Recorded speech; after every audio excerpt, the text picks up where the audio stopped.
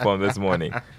I'm not sure myself. I just feel Well, moved. It was either going to be Kwafulinda, Kwafujina. well, I guess there's a baby Linda somewhere who hasn't been vaccinated, who needs to be vaccinated. That this is morning. probably where where the spirit is leading me.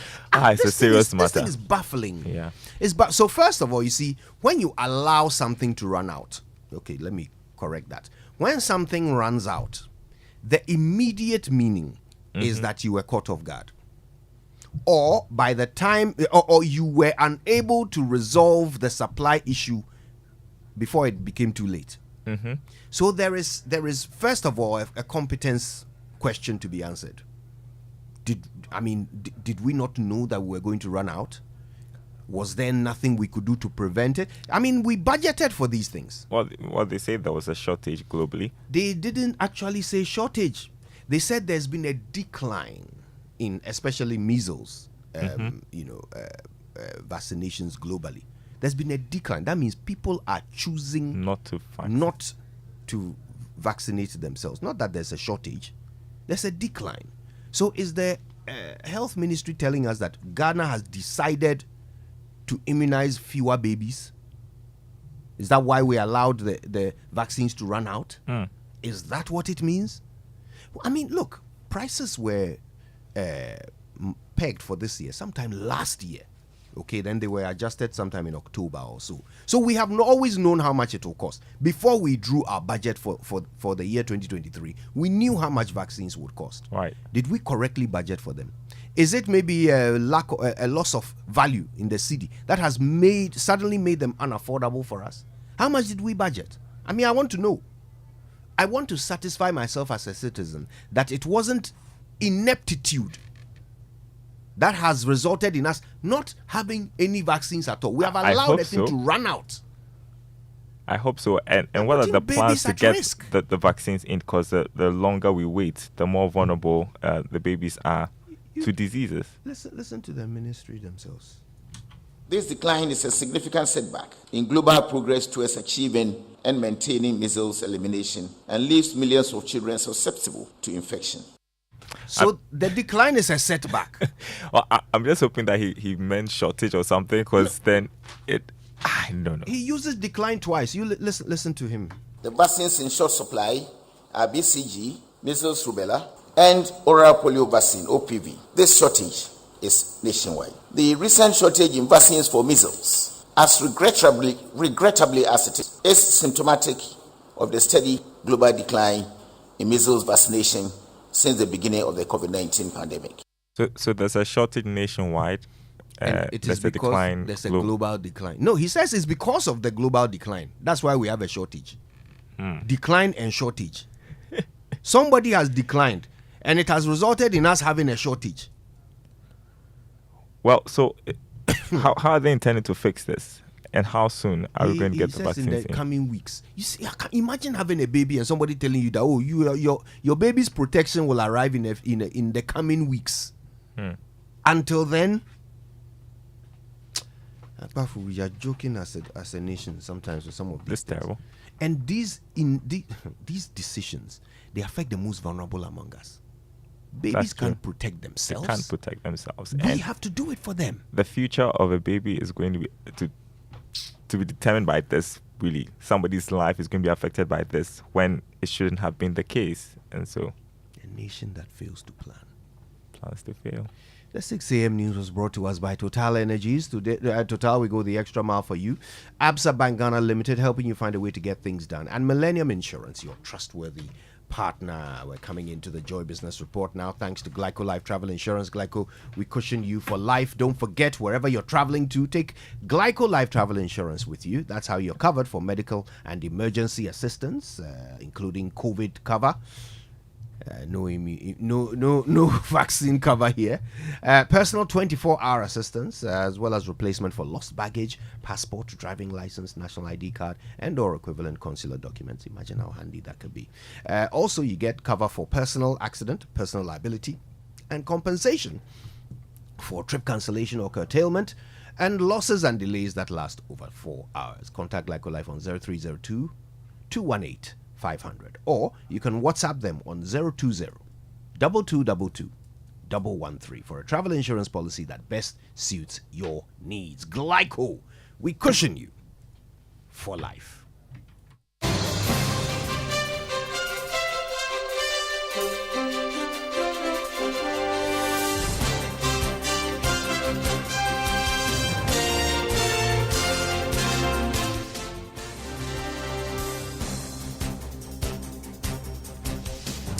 Hello, good morning. Welcome to the Joy Business Report. Coming up this morning, Ghana's private sector activity expands for the first time in a year as Purchasing Managers Index increases to 50.2% in February. Also coming up, we assess the state of the economy as President Acquah prepares to present the State of the Nation address to Parliament today. And Office of Registrar of Companies retraced position of soon delisting over 500,000 companies that have not renewed their certificates or filed their annual returns. Details coming up.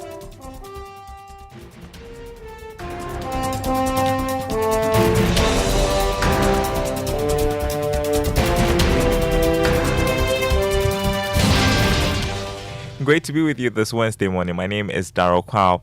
Ghana's private sector activity expanded for the first time in a year as Purchasing Managers Index increased to 50.2% in February from 47.2% recorded in January. That's according to the Bank of Ghana, with indications of strengthening demand, production, and new orders return to growth.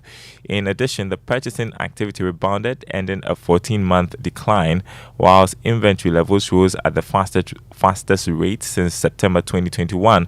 On the pricing front, input costs climbed at the slowest pace in a year, but still significantly as both purchase prices and labor expenses rose.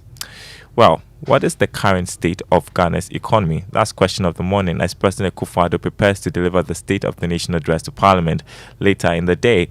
Well, George Affe has a look ahead to today's presentation. Let's start with the IMF program negotiations. Is Ghana really on track to secure a board approval by the end of this month, and what are necessary actions that need to be taken before the country's deal can be sealed? What about a plan B should the program delay? Another area that many will be looking forward to is the negative impact the domestic debt exchange program and what government is doing to deal with the shocks on the banking and financial sectors. And has the program really been completed? Another area of concern is expenditure. And is government going to use the address to demonstrate its commitment to cut its expenditure to match the current challenges facing the economy as well as revenue? What about in the area of inflation, which has reached 53.6% for the month of January? The presentation by the President is a constitutional requirement that at the beginning of every new parliamentary session, he comes to give us a State of the Nation address. So one should not be expecting any major economic policy announcement because this is not the budget, but rather many will be looking forward to the signals the President will give when it comes to the economy and the measures that are likely to be taken in the coming months to give some comfort to businesses in these challenging times. George Affe with a look ahead to SONA today. Meanwhile, economist and director of the Institute of Statistical, Social and Economic Research, Professor Peter Quartey, wants the president to use the presentation to give more details on plans to restructure the economy. I think at this point it's better to focus on what we are doing to get out of the situation, update us about the IMF program, update us about what the government plans to do to revamp the economy.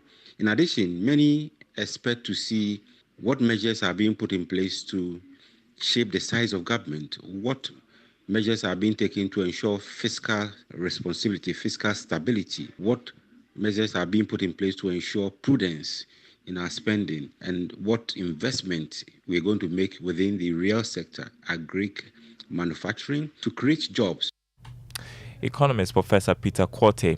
Now, former Finance Minister said Acquah has expressed worry about government's posture of seeking debt cancellation from international creditors, saying it sends contradictory signals to investors the country is indebted to. According to him, under the current circumstances, the country may not secure debt cancellation but rather debt suspension, which will be largely based on debt restructuring. Speaking to Joy Business, Mr. Acquah said government should accept the reality since Ghana's classification cannot qualify it for debt cancellation. It's a debt exchange. It's not debt forgiveness. We've moved from a developing to middle income. We were asked to join the debt suspension initiative, which we didn't. So I think we should come round to accepting as Ghanaians that we are now, albeit a lower middle income country. Yes, some bilaterals might decide to forgive some of our debt, but I think the posture that we have to manage our debt properly is what we need going into this IMF program, because we are not going to be treated like fragile state, because even many developing countries, if I may take that strict classification, are not getting debt forgiveness. At best, many of them got debt suspension, during the COVID era. Said Acquah is a former finance minister. Now, the Dean of the University of Cape Coast Business School, Professor John Gachi, has expressed worry about the continuous neglect of recommendations from the National Development Plan designed to guide the development and planning of the country by current and successive governments. This, he says, is partly to blame for the slow pace of development. Speaking to Joy Business, Professor Gachi said until policymakers change their style of managing the economy, Ghana will struggle to grow. It's very clear that instead of focusing on the national development plan to guide the development of the country, it's now going to be a political agenda reflected in manifesto. Some of the things in the manifesto are put there because certain politicians come from certain areas. It is not necessary because it's a thought-through program reflective of a national development, where we should cite these projects, where we shouldn't cite these projects. Some of these things are dictated by the class of politicians we have rather than a reflection of the national need. Dean of the University of Cape Coast Business School, Professor John Gachi. Now, turning to one of our top stories this morning, the Office of the Registrar of Companies has reiterated its position of soon delisting all companies that have not renewed their certificates or filed their annual returns since incorporation. More than 500,000 companies are expected to be affected by this directive. Speaking at a program organized by the UK Ghana Chamber of Commerce, the Registrar of Companies, Jemima Wari, urged the recalcitrant firms to renew their certificates to avoid the removal of their names from the registrar. You need to file all your annual returns, and financial statement is mandatory 18 months after incorporation and then yearly thereafter. And if it's business names, within 28 days after it's up for you to renew, you need to renew it. We have come out with a notice. We have over 500,000 business names. We're going to strike off the register. Renew your certificates or be removed from the company's register. That's Jemima Wari, who is a registrar of companies. Now, energy strategist Dr. Yusuf Suleimana has warned of a possible crippling of the extractive sector if the gold for oil deal is not properly streamlined. According to him, inadequate consultation and investment may lead to fall in gold exports, leading to reduction in earnings. Interacting with Joy Business's James Ishan, Dr. Suleimana also cautioned against forced unitization in the upstream petroleum sector.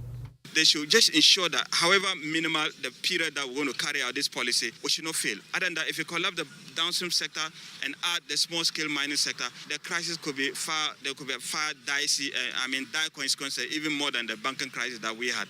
They should make sure that every single chain of it is devoid of mistakes.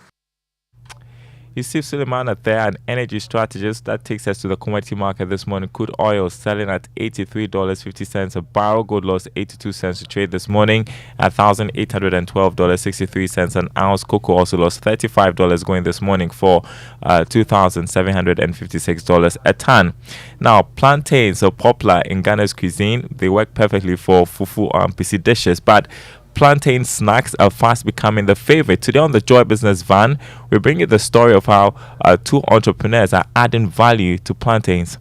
And faults, and I'm worried about even the oil side. If they are, in fact, some of the flavors that we have are one of a kind in the entire world. I'm in the kitchen of Sparks Food and Beverage Manufacturing startup in Acquah, owned by Derek Ano. He started after graduating from uni.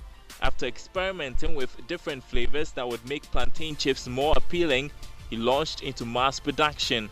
It's not a typical plantain chips because regularly what we have on our market is just salted plantain chips at best.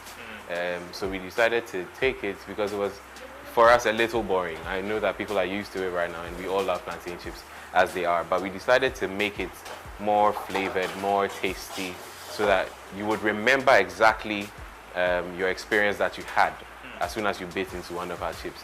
Meanwhile, Millicent Dodofoli started her Kelly Willy business. She was ardent to countless Kelly sellers, and she knew she had to be different. I needed to add some touch and a twist to it, so I thought of it and I was like, see, right now in Ghana, everything is branding and packaging and how well you market yourself.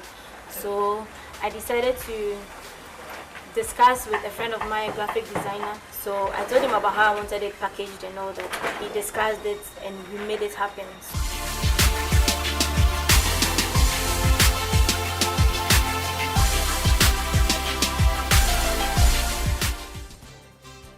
All right, plantain chips, Killer Willy, any day for me. Full story at 1 p.m. right after the Joy Business Report, 5 p.m. on Business Live on the Joy News channel. Hope Sona doesn't get in the way. Before we go, let's check the currency market for you. The cedi began this week at 12 cedis 50 pesos to the dollar on the forex or retail market. Also, the pound going for 14 cedis 80 pesos and the euro going for 12 cedis 80 pesos. More news on our website, myjoyonline.com/business. My name is Acquah. Thanks for listening. It's back to